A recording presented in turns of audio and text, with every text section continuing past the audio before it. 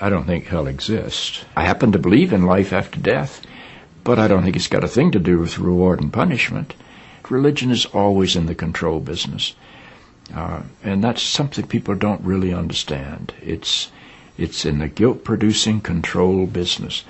And if you have heaven as a place where you're rewarded for your goodness and hell as a place where you're punished for your evil, then you sort of have control of the population.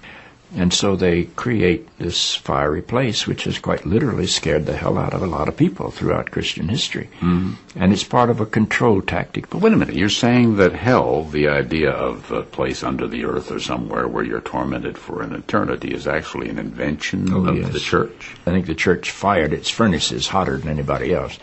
But I think there's a sense in most religious life of reward and punishment in some form.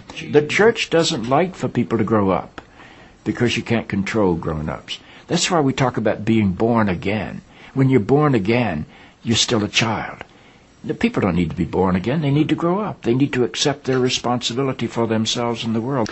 What do you make of the theology, which is quite prominent these days in America, which is that there is one guaranteed way not to go to hell, and that is to accept Jesus as your personal Savior? Yeah, I grew up in that tradition. Every church I know claims that we are the true church, and they have some ultimate authority. We have the infallible Pope, we have the inerrant Bible.